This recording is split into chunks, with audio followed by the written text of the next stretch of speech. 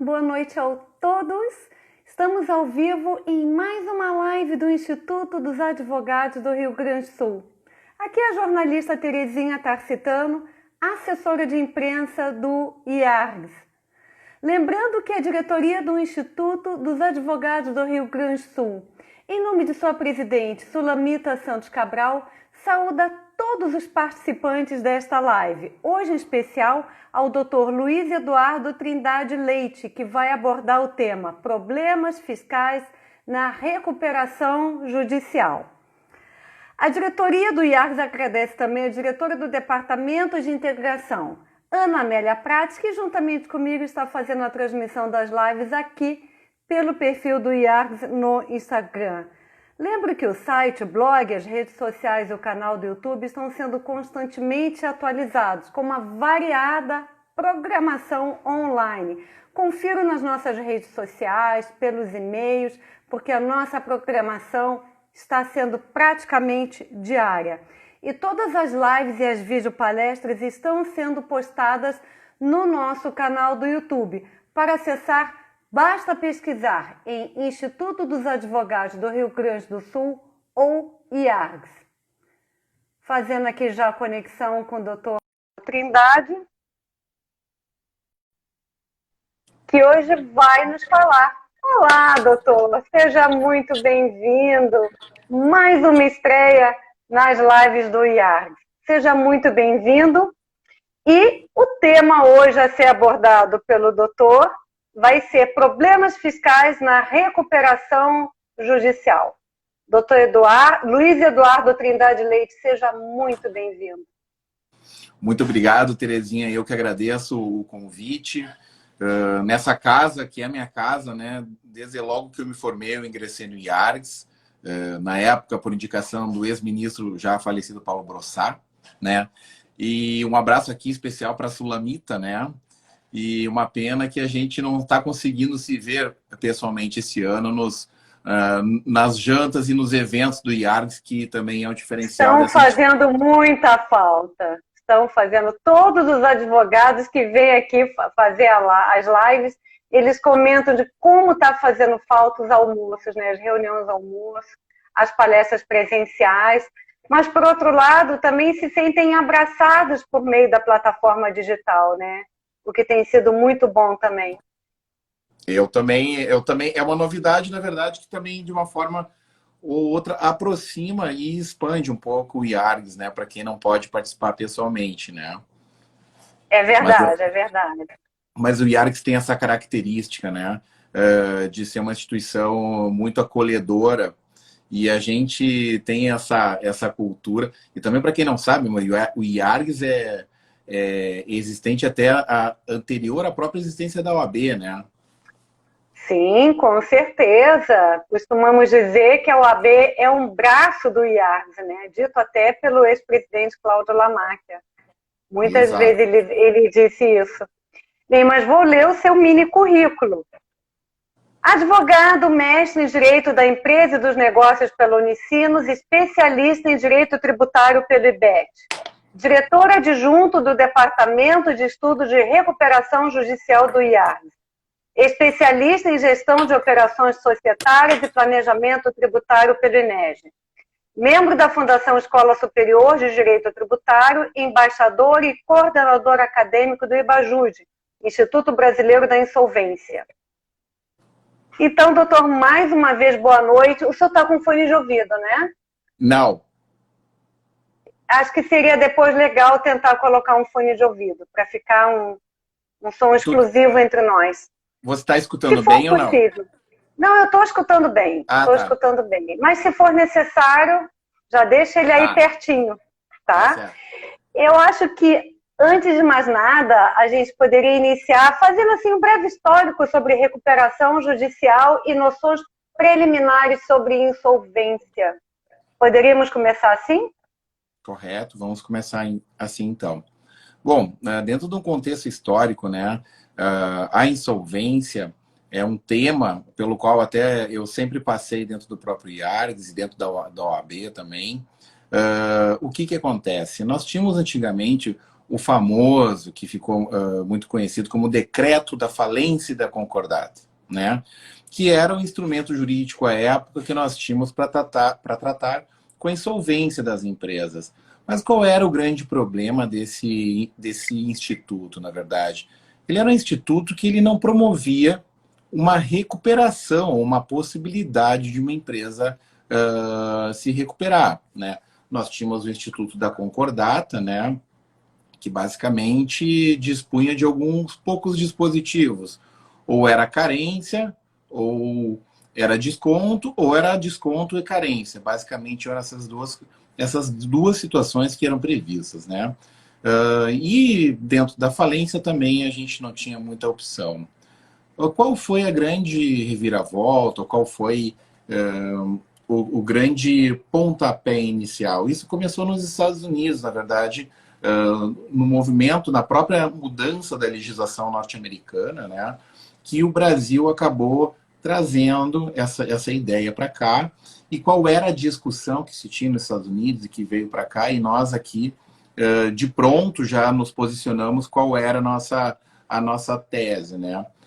A discussão que existia é o que deve preponderar numa situação de recuperação judicial ou insolvência? A preferência ou o tratamento do crédito para o credor ou a preservação da empresa como forma de recuperação? Esse era um conflito que existiu entre duas grandes correntes norte-americanas e que, quando foi trazido para o Brasil, não se houve dúvida, né? Lá no artigo 47 da Lei 11.101, isso ficou bem esclarecido qual era o objetivo, qual é o ponto de apoio da recuperação judicial. E a gente não pode esquecer, nunca, que recuperação judicial e falência são tratadas dentro da mesma lei, em capítulos distintos, na verdade, mas as pessoas esquecem, mas é a mesma lei que trata das duas coisas, né? E qual foi o grande... a grande diferença, vamos dizer assim, né, da entrada da lei da recuperação judicial? Ela teve, basicamente, o princípio da preservação da empresa levado como seu norte. E qual é esse princípio? A lei da recuperação judicial, ela veio como um instrumento para a empresa para que ela pudesse superar uma crise econômico-financeira de forma a manter todos os benefícios gerados por uma atividade empresarial, quais sejam a economia de mercado, empregos, tributos. Então, a ideia é que a empresa ela era muito mais interessante funcionando do que não, que é aquela ideia que nós temos da falência, né? Mas isso também a gente pode avaliar, e existe teste para avaliar, se uma empresa ela pode estar em recuperação judicial ou se ela deve falir, porque a falência também tem uma função social, assim como a recuperação judicial. Ou seja, existem casos que a falência ela é muito melhor para o sistema e para a economia do que a recuperação judicial. Então, esse foi o grande norte, foi a possibilidade de que as empresas efetivamente pudessem se reestruturar e que pudessem se reerguer para atravessar uma crise econômico-financeira. Bom, e nada mais atual, né, do que nós estamos vivendo hoje. A maior crise mundial, uma situação atípica, uma situação que afetou o mundo todo. E nós falamos muito que existem vários tipos de crise. Existem as crises internas das empresas, por serem crises de gestão. Existem as crises setoriais, que às vezes atingem um setor específico da economia. Também existem aquelas crises que acabam atingindo a todos, como nós tivemos recentemente a greve dos caminhoneiros, que a greve dos caminhoneiros, embora fosse um movimento de uma categoria, de um movimento de um setor econômico, ele atingiu diversos setores econômicos do Brasil sem que eles estivessem preparados. As empresas que já andavam um pouco mal financeiramente até ali, foi a gota d'água. Elas estavam por o fio, acabaram caindo, né? Então, nós temos esse tipo de crise. E hoje, nós temos uma crise mundial que atinge totalmente, desde o início da cadeia produtiva até o consumo. Então, nada mais atual que nós falarmos hoje de crise e de nós falarmos em recuperação judicial E nada mais atual também do que nós falarmos da questão tributária da recuperação judicial. Porque ao mesmo Temas tempo... muito pertinentes. Exatamente, Temas porque muito pertinentes. ao mesmo tempo que nós temos muitas empresas entrando em crise, e muitas dessas empresas provavelmente vão se utilizar do instrumento da recuperação judicial para conseguir ultrapassar esse momento de crise que nós não sabemos exatamente até quando vai, nós não temos ainda uma perspectiva, uma projeção econômica, né? Agora a gente está percebendo que a Europa volta a ter um segundo lockdown, né? Ou seja, uma segunda onda. E nós com as praias lotadas e com as escolas vazias aqui, como se todo mundo tivesse vacinado já na segunda dose. Então, provavelmente... É verdade. Exatamente o que eu penso. E a segunda onda na Europa pegou em cheio, né? Tá pior do que aquele início da crise, né? Então, tá bem difícil e temos que tomar cuidado, porque esse feriado também, o que me passou, é como se já estivéssemos bem, né? Praias lotadas, muita gente sem máscara. E como temos que tomar cuidado para não sofrer lá na frente, né? E como dizem os médicos aqui, eu acho que dos hospitais que ficaram à frente de toda essa pandemia, ninguém morreu por falta de leito. As pessoas morreram e seguem morrendo em razão da Covid. Ou seja, nós temos ainda essa situação a ser enfrentada, que é essa ausência de uma segurança do que vai acontecer na economia mundial. Nós temos eleições nos Estados Unidos, nós temos eleições municipais aqui, que nós vamos vivenciar isso agora, né? Então, um ambiente de incerteza. E, ao mesmo tempo, onde é que as questões tributárias começam a se enquadrar nisso? Justamente tem sido um ano onde a arrecadação tributária do governo estadual, federal e municipal, eles têm ficado muito aquém do normal, porque as empresas não têm condições de pagar seus tributos. Então, é um momento onde existe uma crise econômica financeira que envolve muito as empresas que vão entrar em recuperação judicial ou que já estão em recuperação judicial, e envolve também uma necessidade de a União, né, e os estados e municípios manterem, no mínimo, a sua arrecadação, ou, pior, né, a União tem uma situação mais delicada, porque ela tem que tentar cumprir as metas delas e ainda tem um programa social, né, que é essa distribuição da renda durante a pandemia, que não tem orçamento para isso. Então, olha que conflito a gente tem hoje, Terezinha. Nós temos a recuperação judicial como instrumento para que as empresas atravessem uma crise financeira, e nós temos, do outro lado, também uma queda de arrecadação. Então, isso por si só traz a qualquer um de nós, qualquer operador do direito, uma visão que esses dois mundos eles acabam colidindo em algum momento. Só que essa colisão, ou esse encontro de interesses, não é de hoje. E esse é o motivo de nós estarmos aqui conversando. Essa relação truncada, vamos dizer assim, entre o fisco e a empresa em recuperação judicial, ela é decorrente de muito tempo. Há muito tempo que essas relações não são as melhores, né? De uma forma muito simples. Por quê? Porque, na verdade, a fazenda, o crédito fiscal, ele não faz parte da recuperação judicial. Ele não se submete ao processo de recuperação judicial.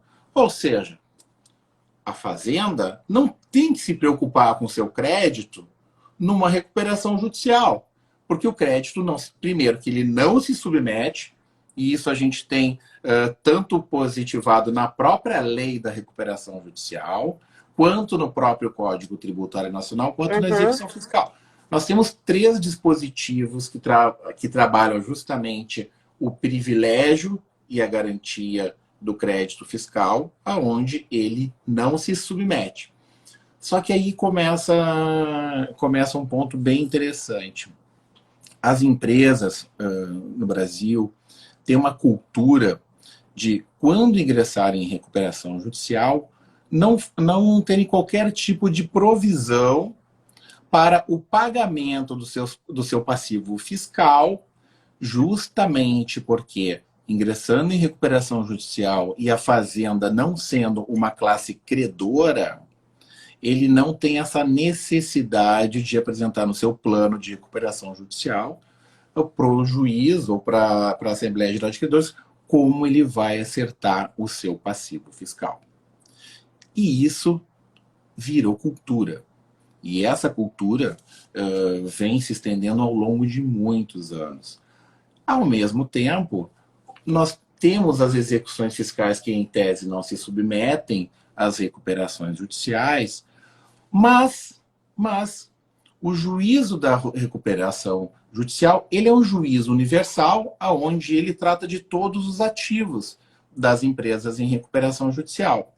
E nós temos o juiz que é responsável pela execução fiscal, que ele acaba não tendo como interferir nos ativos da empresa que está em recuperação judicial por uma questão justamente do poder universal que o juiz onde corre a recuperação judicial acontece.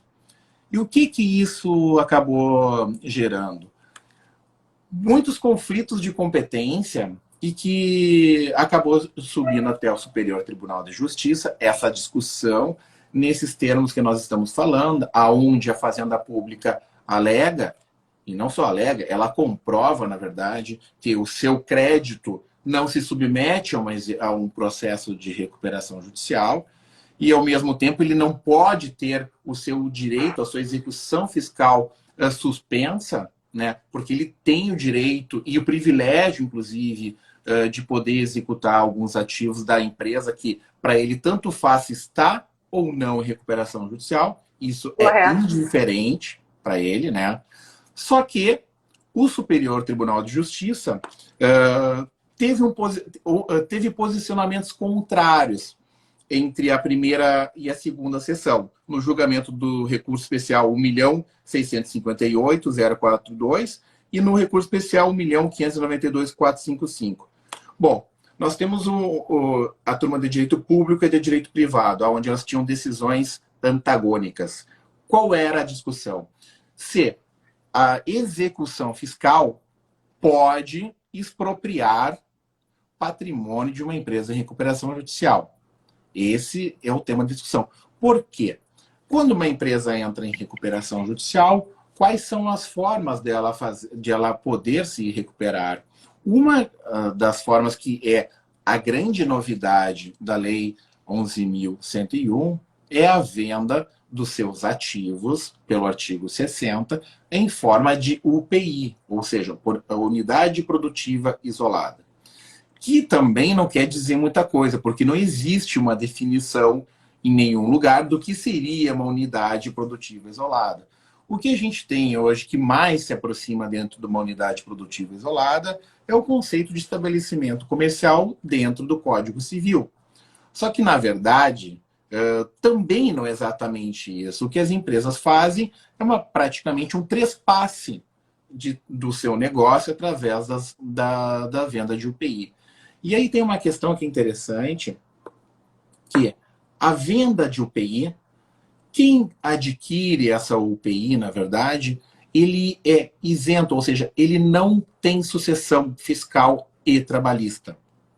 Isso está disposto no artigo 60, no 141, e isso também foi objeto de uma ação direta de inconstitucionalidade proposta pelo Partido Democrático Brasileiro, que foi julgado em 2009, onde eles queriam que fosse declarada a inconstitucionalidade, justamente para que se tivesse o reconhecimento que a sucessão trabalhista persistisse.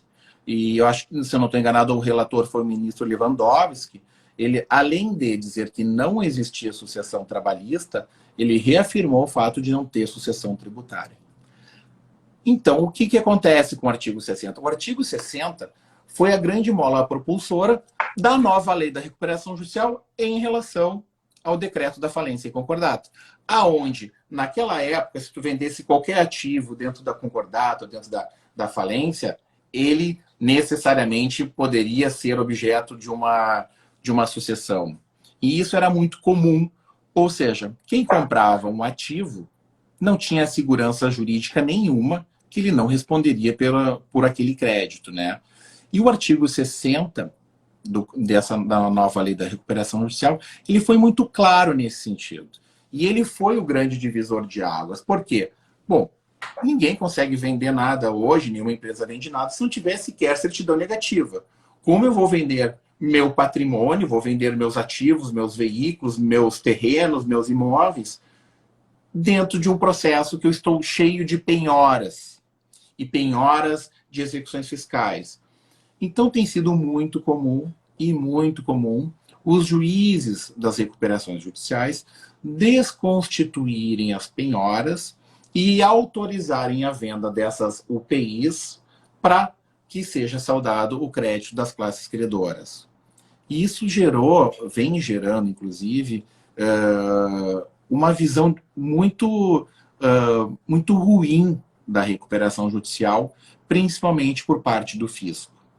E aí, nesses dois recursos especiais que eu mencionava, o STJ resolveu afetar o tema em dezembro de 2018, que é o tema de afetação 987, aonde ele suspendeu, né, os entendimentos e que agora eles vão ter que se reunir para dizer se expropria ou não, né? Enquanto isso, os atos expropriatórios estão suspensos. O que isso quer dizer? Que a Fazenda pode executar e pode prosseguir com a execução até o momento da penhora. Mas ele não pode vender, ele não pode expropriar esse patrimônio. Esse patrimônio, a definição sobre o fim desse patrimônio fica ao encargo do juiz universal. E ele vem fazendo isso com frequência. Ele faz essa desconstituição. E essa discussão toda atraiu muito a atenção justamente da Fazenda Nacional. Tá? E por que a recuperação judicial acabou sendo tão colidente hoje, justamente com essa questão da parte tributária? Não se dava tanta importância, como eu falei lá atrás, o fisco principalmente, para a empresa em recuperação judicial. Só que, na verdade, de um tempo para cá, isso vem mudando. Por quê? Nos últimos tempos, ou seja, de 2018 para cá, as 6 maiores recuperações judiciais da história do Brasil foram distribuídas.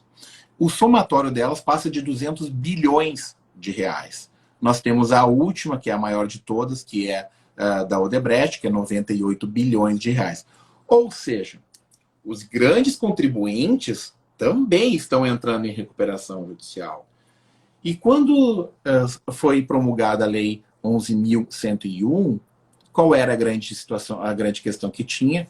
O artigo 57 da lei exigia, né, justamente a certidão negativa de débitos tributários para que o juiz pudesse homologar o plano de recuperação judicial aprovado numa Assembleia Geral de Credores. O que se discutia na época muito era o seguinte: na própria lei estava disposto que lei específica justamente vai trazer um parcelamento especial para as empresas de recuperação judicial. E essa lei levou 9 anos. Essa demora na lei acabou formando essa jurisprudência, aonde começou a ser dispensada a certidão negativa para homologação do plano, entendendo-se que, olha, não existe essa lei ainda, então o contribuinte, a empresa de recuperação judicial, não é obrigada a apresentar essa certidão negativa de débito. E isso persistiu e ela ganhou muita força. E na medida que o tempo ia passando, essa jurisprudência sempre foi se consolidando, como se consolidou de fato. Só que, e mais, a Procuradoria-Geral da Fazenda Nacional só foi regulamentar essa lei que é de 2014, a lei complementar, em abril de 2019, ou seja, 14 anos depois. 14 anos depois nós tivemos um parcelamento totalmente regulamentado, né? Então, com base nisso, os juízes sempre entenderam que a certidão negativa de débito não era necessária, né? Só que isso vem gerando um certo desconforto, principalmente para a Fazenda, porque justamente se pede a aplicação do artigo 57, Também acho que teve uma ação direta de constitucionalidade do Distrito Federal, que foi julgada em abril desse ano, que também não foi procedente.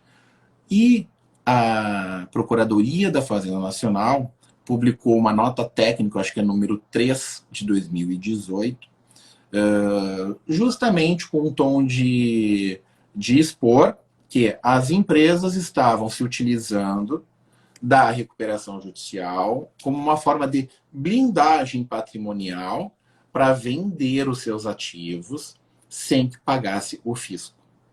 E essa nota foi muito interessante, porque eles trouxeram alguns dados bem relevantes, onde eles comprovam que, proporcionalmente, uma empresa em recuperação judicial deve 56 vezes mais do que uma empresa que não está em recuperação judicial. O que isso... 56 vezes. Exatamente. Então, o que isso faz com que a gente pense? Poxa, realmente, quem entra em recuperação judicial esquece de pagar tributo, não paga mais. E não é incomum que uma empresa que ingresse com uma recuperação judicial, ela deva mais tributos do que somadas todas as suas classes credoras. E quando se faz um plano de recuperação judicial, ou um planejamento financeiro de como a empresa vai se estruturar, não se leva em consideração como pagar esse passivo fiscal.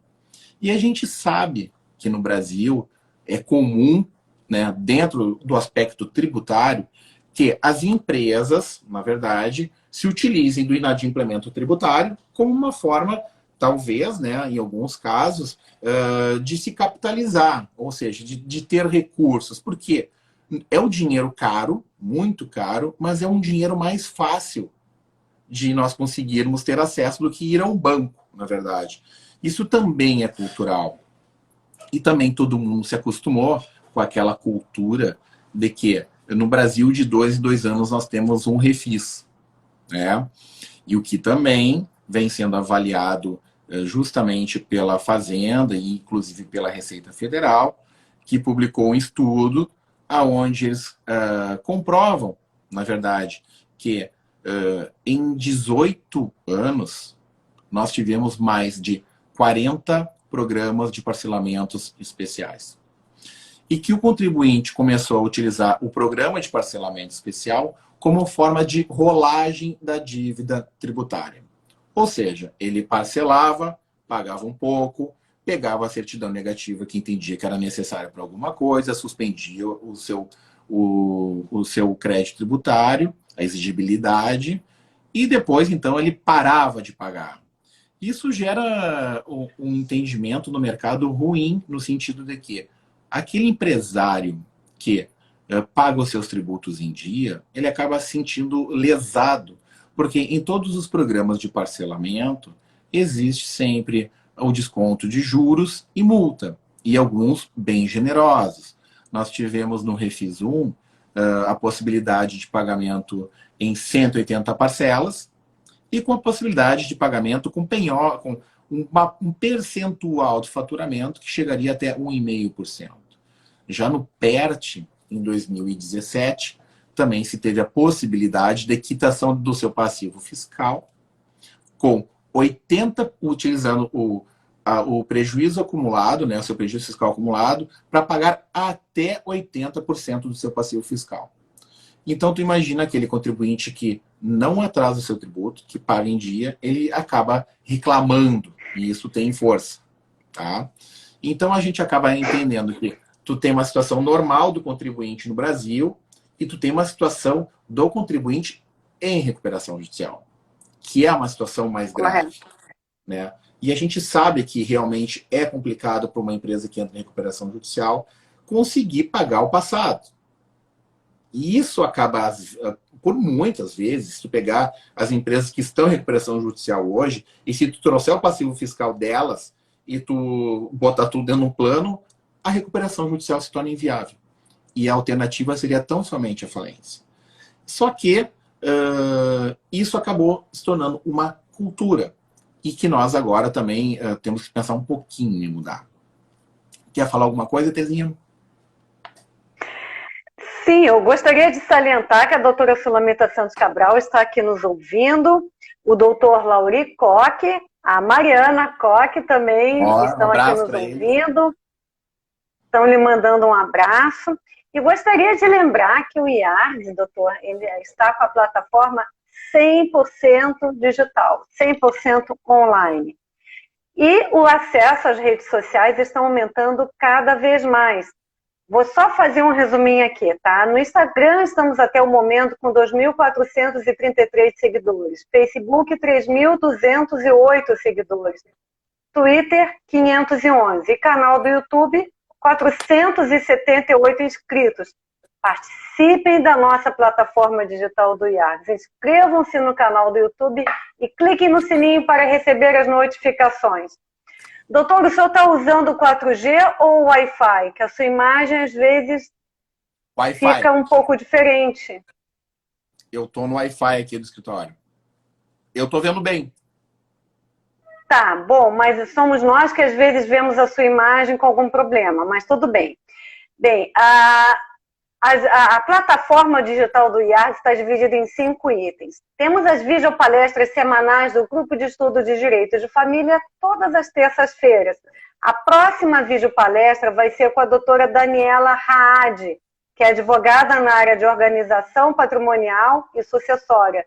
Ela vai falar sobre o tema Reflexões Necessárias sobre as repercussões econômicas nas relações conjugais. Na terça-feira que vem já vai estar postado no canal do YouTube do IARDS e posteriormente no blog e no site.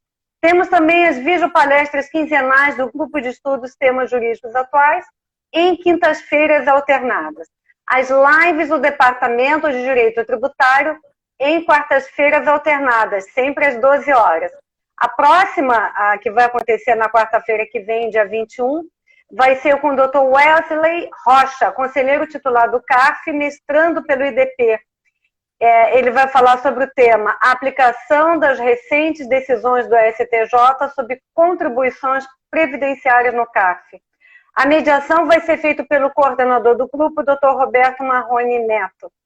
Temos também artigos jurídicos publicados no blog e no site, todas as terças-feiras.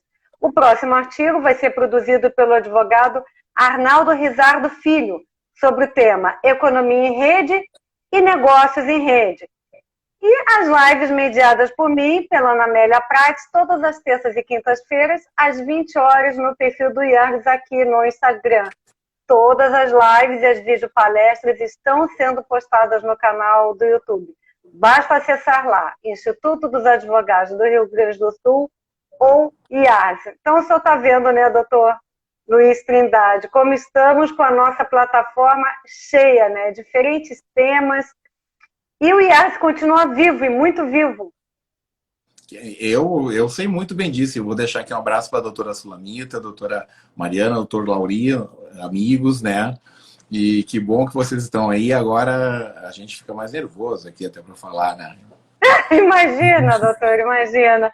E falar, vamos pensar assim num tema bem novo que está acontecendo agora, que é a execução fiscal e a certidão negativa de débitos na recuperação judicial. Esse tema está aí batendo na porta, né, doutor? Exatamente, porque o que nós temos, na verdade, como eu vinha falando antes, essa questão da CND, a exigência de certidão negativa justamente para a homologação do plano, prevista lá no artigo 57, ela já tinha um entendimento bem consolidado, né, onde se dispensava essa CND justamente porque não existia um parcelamento que era adequado, né? E nesse ponto, o que acaba acontecendo? Nós tivemos há pouco tempo o julgamento de outro recurso especial pelo STJ, e o mais interessante é que o julgamento não foi nada de diferente do que nós tínhamos, que é o recurso especial 1.864.625 de São Paulo. Repete, doutor, para quem não conseguiu pegar. O recurso especial 1.864.625 de São Paulo. Tá? Okay. Esse recurso especial foi julgado no mesmo sentido de dispensar a exigência de certidão negativa para a homologação do plano de recuperação judicial. qual foi a surpresa que dessa decisão se recorreu ao STF, aonde o ministro Luiz Fux, num agravo regimental na reclamação número 16/726, proferiu recentemente essa decisão. Ela é muito nova, é do mês de setembro, inclusive, dia 23 de setembro, na verdade.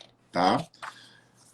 Ele suspendeu os efeitos daquela decisão do STJ, só que essa notícia ela foi divulgada de uma maneira equivocada, porque se divulgou muito na imprensa que o STF agora, ou a Justiça agora, está exigindo certidão negativa para homologação de plano.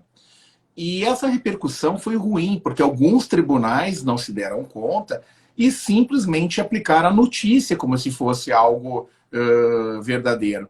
Só que se a gente para olhar na decisão do ministro Luiz Fux, ele fala sobre, na verdade, violação à cláusula de reserva de plenário.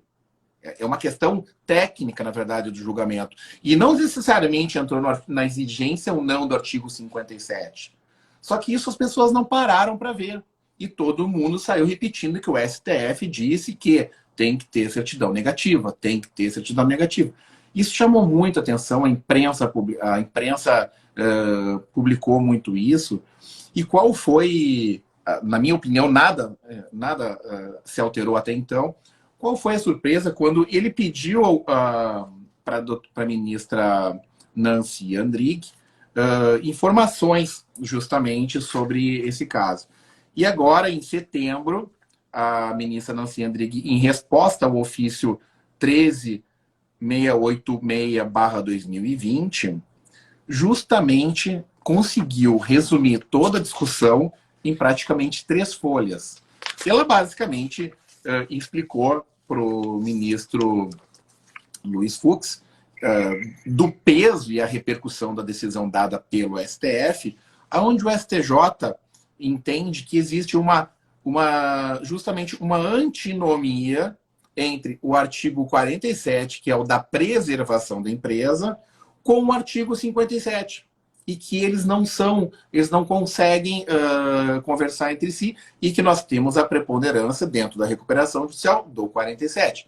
Basicamente, ela quis dizer o seguinte: olha, Fux, nós temos o artigo 47, que é o da preservação da empresa, e essa questão do artigo 57, de exigir certidão negativa para homologar o plano, ela não se adequa à realidade das empresas em recuperação judicial. E esse é um ponto que nós sempre temos em discussão. Porque as empresas em recuperação judicial não conseguem pagar o seu passivo fiscal dentro da lei especial que prevê o pagamento específico para as empresas em recuperação judicial, alegando que 84 parcelas é insuficiente, e realmente o é, né, para quem já teve parcelamentos mais generosos, mas também não demonstram nenhuma boa-fé de tentar pagar esse passivo fiscal, vamos dizer assim. Isso é uma coisa bem interessante. E, nesse sentido, sempre acaba se discutindo muito no Brasil, e isso é uma coisa muito ruim, que a lei da recuperação judicial não funciona. Porque a lei da recuperação judicial tem uma efetividade de 3%. Só 3% das empresas que entram em recuperação judicial acabam efetivamente se recuperando. O que não é bem assim. O que, na verdade, se quer dizer com isso é que as empresas que entram em recuperação judicial, elas acabam em recuperação judicial durante um período, vendem os seus ativos e depois elas acabam deixando o fisco na mão.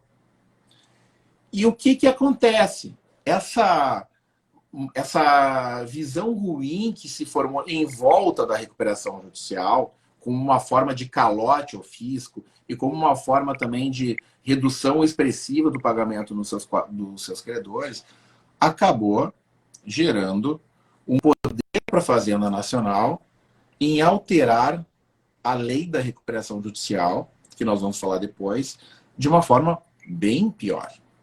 Ou seja, culpa do contribuinte, culpa da empresa em recuperação judicial.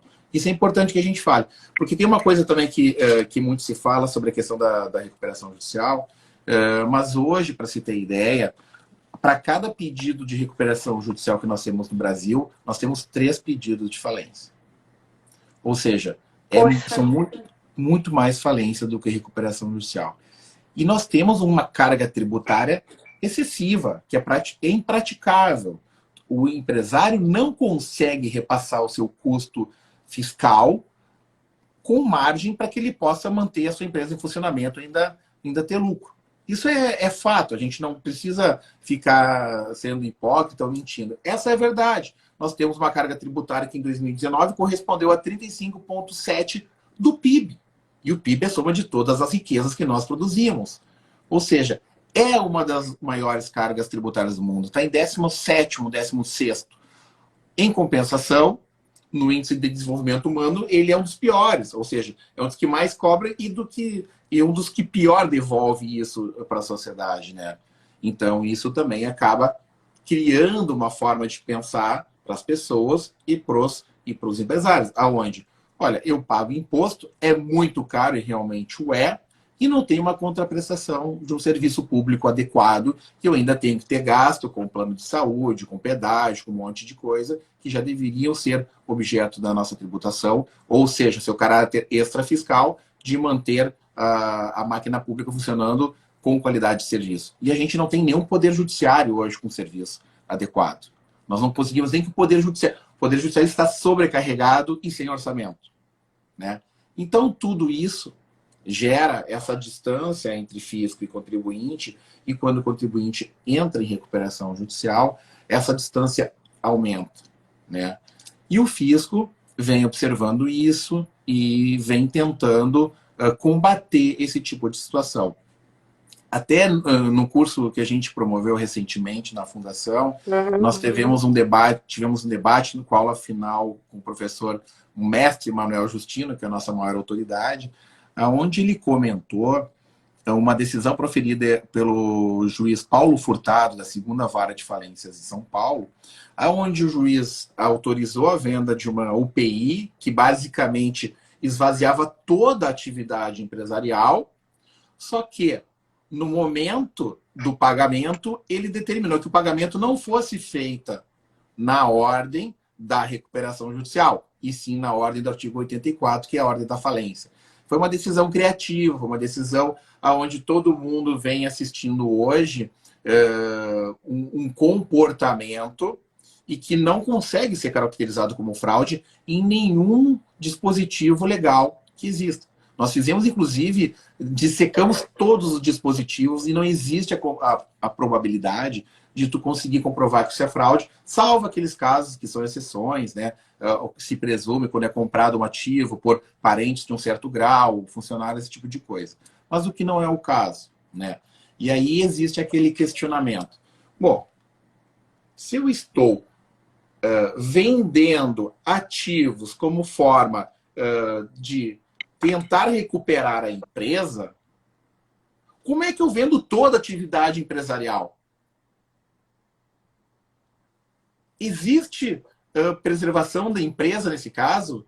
Existe artigo 47 a ser preservado? Que empresa sobra para ser preservada quando o empresário vende todo o seu ativo em forma de UPI? Esse é um questionamento muito interessante. E é muito interessante porque, realmente, se tu vender toda a tua atividade, e o que eu falei lá no início, que nós não temos um conceito de UPI, o que mais se aproxima é o Código Civil, que fala sobre o estabelecimento comercial, mas, na verdade, isso é um trespasse de atividade. Tu está fazendo um trespasse. E isso é muito interessante, porque o fisco observa, não consegue fazer nada da venda do que é alienado, não sobra nada para o fisco, né? E o empresário segue com a vida e todo mundo segue com a recuperação judicial e o fisco fica de fora. E essa cultura vem mudando e provavelmente ela vai mudar. O que se alterou nesse último ano, vamos dizer assim? Bom, nós temos hoje não só o parcelamento, mas também entrou em vigor a lei da transação tributária, né? Se eu não estou enganado, foi em abril agora de 2020, né? E aonde no mesmo mês, no mesmo dia, em abril, a Procuradoria-Geral da Fazenda Nacional também publicou uma portaria que regulamentou a transação tributária. E na portaria e na lei da transação tributária existe um tratamento especial que se dá às empresas em recuperação judicial e em falência. Isso é interessante porque quando se traz uma nova legislação e que nessa nova legislação se prevê a possibilidade de empresas em recuperação judicial terem mais um instrumento de pagamento do seu passivo fiscal e não o fizerem, opa, tu tem um parcelamento, tu tem uma transação e tu não está fazendo nenhuma das duas, será que não é exigível mesmo o artigo 57 de ter uma CND? Será que a empresa tem essa boa-fé mesmo? Ou ela está sempre dizendo que a água está quente para entrar? Isso é interessante. Ao mesmo tempo, isso foi um passo muito grande por parte da Fazenda, porque a Fazenda já vinha identificando, e segue identificando, que a execução fiscal, como forma de adimplemento tributário das suas obrigações tributárias do contribuinte, ela é ineficaz. E para nós termos a noção do que isso representa, 47% de todas as ações de primeiro grau no Brasil são execuções fiscais. Ou seja, quase a metade do Poder Judiciário trabalha para execução fiscal. Só que ele é um processo caro, tanto que abaixo de R$20 mil não se ajuiza, porque se tem um custo sobre isso. Via de regra, uma execução fiscal leva 9 anos. Via de regra, em torno de 37% a 40% dessas execuções fiscais são extintas, ou por nulidade de CDA, ou por prescrição. Isso vem tentando desjudicializar e vem tentando compor de alguma outra forma. E não só pela transação, como também nós temos aí o negócio jurídico processual, ou seja, nós já temos 3 instrumentos hoje para poder negociar. E isso é interessante porque quando eu falo que nós estamos num ano de pandemia, onde a arrecadação caiu, onde a crise aumentou e as recuperações judiciais e as falências vão aumentar, nós temos essa colisão desses dois mundos. E nós temos esse ato da Fazenda de trazer mais um instrumento. Ele é adequado? É discutível. Porque dentro pois da é, transação... tá uma polêmica em relação a isso, né, doutor? Em relação à Fazenda Pública, né? Mas antes do senhor continuar, deixa eu ler aqui algumas mensagens. Por favor. A querida doutora Marisa, que é a esposa do querido desembargador Marco Aurélio Moreira de Oliveira, que fez uma excelente live na terça-feira passada, ela colocou muito bom, gostando muito. Acho que todos que estão aqui assistindo, né? A Mariana Koch, doutora Mariana Koch, abraços, está excelente. Doutor Carlos Reis, grande abraço ao doutor Luiz. A doutora Sulamita Santos Cabral, tema complexo e muito bem exposto, parabéns. Doutor Denis Koch, Luigi Fera, gostei dessa. Doutor, desculpe, vamos voltar a falar em relação à Fazenda Pública. São todos amigos, são todos suspeitos. Imagina. Em relação à falência de empresa em recuperação judicial. Como é que fica aí a questão dessa polêmica? E lembrando que temos 10 minutinhos. Vamos lá, vamos tentar justamente falar sobre isso. A possibilidade da Fazenda Pública pedir a falência de uma empresa em recuperação judicial já era um tema pacificado também.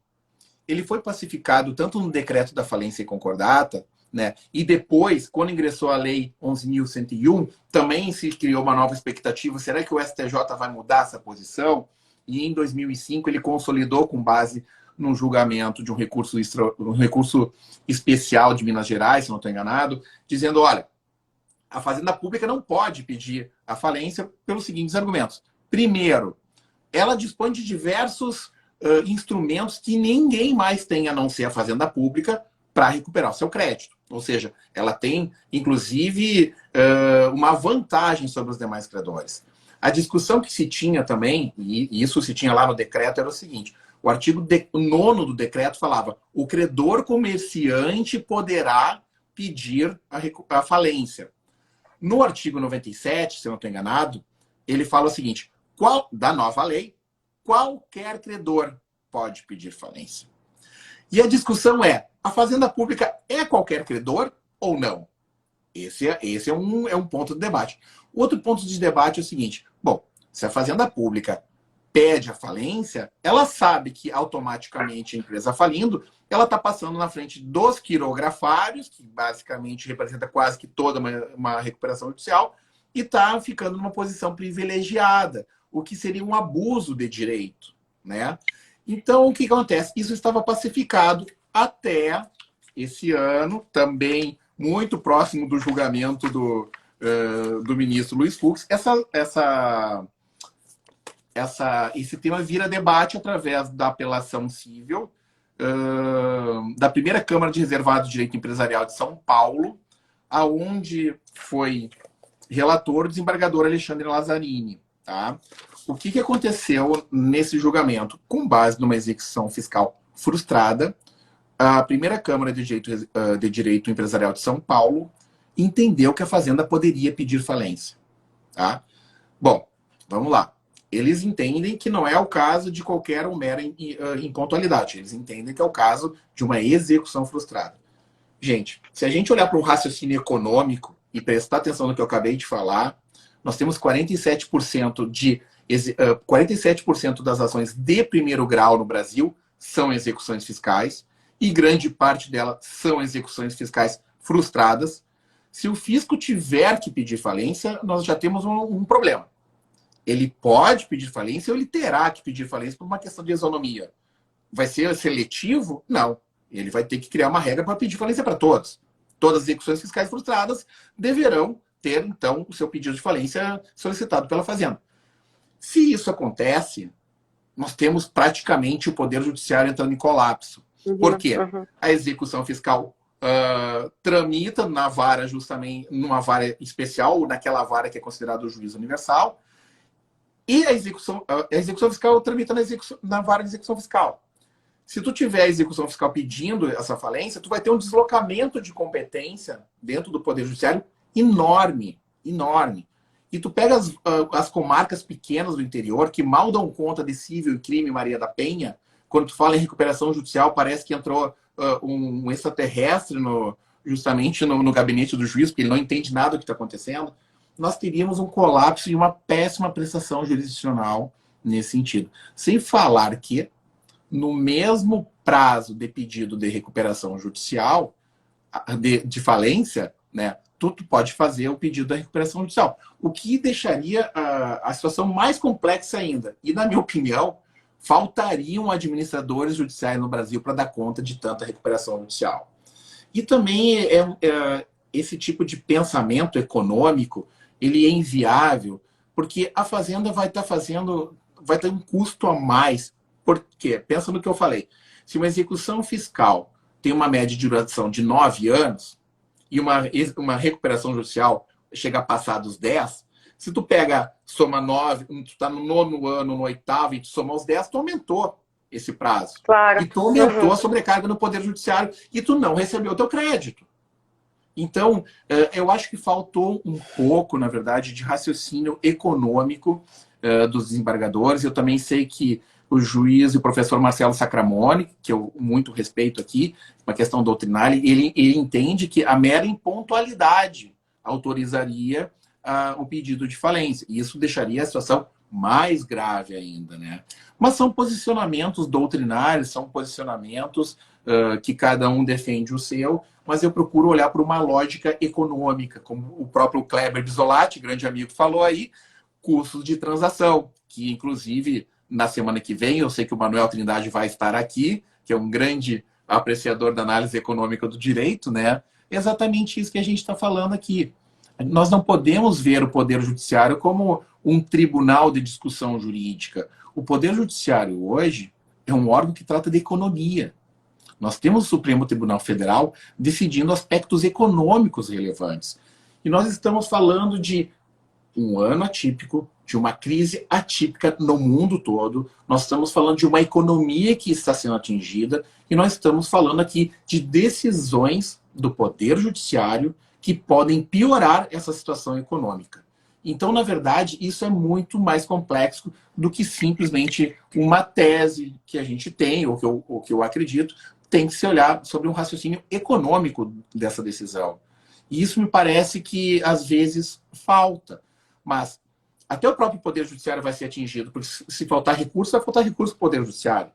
Isso é uma lógica, né? E, aliás, o Poder Judiciário, os órgãos já vêm sentindo isso um pouco mais de perto. Então, não adianta pensar em sobrepor o interesse da fazenda, em cobrar o tributo a qualquer custo da empresa. Por quê? Tu precisa da empresa para carregar o país. E aí a gente vem numa análise de conceitos. Quais são os conceitos que a gente está discutindo aqui? A indisponibilidade do bem público, a indisponibilidade do tributo, a sua necessidade, o seu caráter extrafiscal, que todo mundo entende que ela se sobrepõe ao princípio da preservação da empresa, mas, na verdade, tem dois princípios que eles têm que ser interpretados de forma harmônica. E aí a gente pergunta muito, né, dentro da análise econômica do direito, quem é a árvore e quem é a floresta. Imagina-se hoje, então, se nós pedirmos a falência da Odebrecht, que são mais de 22 mil empregos, se a Odebrecht seria uma árvore ou ela seria floresta. O que o governo faria com esses desempregados? Vai dar auxílio, que não consegue nem pagar os 600, está diminuindo para 300 e vai acabar? Então é nesse sentido que eu pelo menos raciocino, né? Que eu acho que nós estamos, inclusive, hoje com um projeto de lei que foi aprovado na Câmara dos Deputados e que está no Senado, justamente para alterar a lei da recuperação judicial, que levou 15 anos de interpretação pela STJ para pacificar o entendimento e fechar as lacunas. E a gente tem uma proposta de mudança da lei no momento inoportuno, aonde nessa nova lei as questões tributárias, ao meu ver, se tornam muito mais graves, porque a Fazenda poderá pedir a falência em caso de descumprimento de transação, em caso de descumprimento do parcelamento que está previsto em 120 vezes. Ele poderá também anular vendas de UPIs até um período depois, ou seja, uma insegurança jurídica enorme para quem for comprar UPI, ou seja, ninguém vai comprar, o dinheiro vai sair do mercado. Falta a gente sentar um pouco e conversar. E como eu já falei, eu acho que a Fazenda deu um passo para frente, acho que o contribuinte tem que dar outro passo para frente, e isso não é uma coisa que se resolve num ano de crise e nem de uma hora para outra.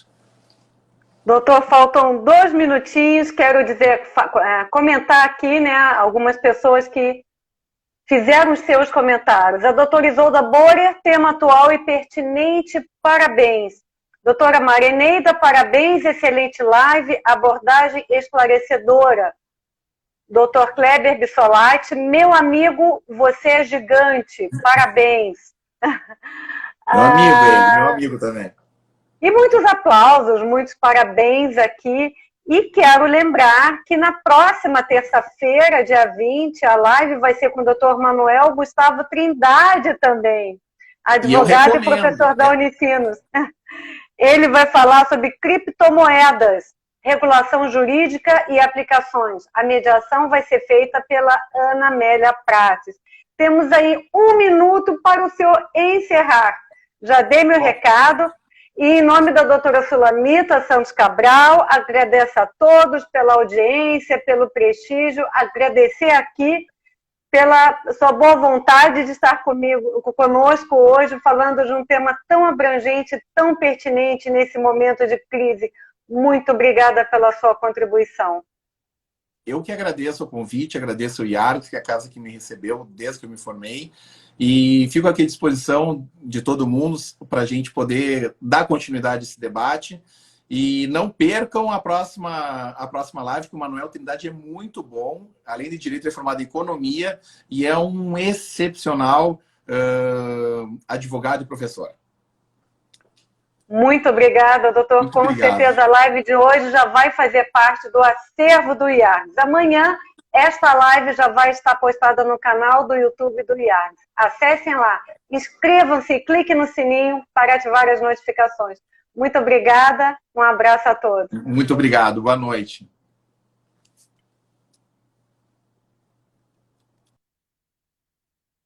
Um abraço.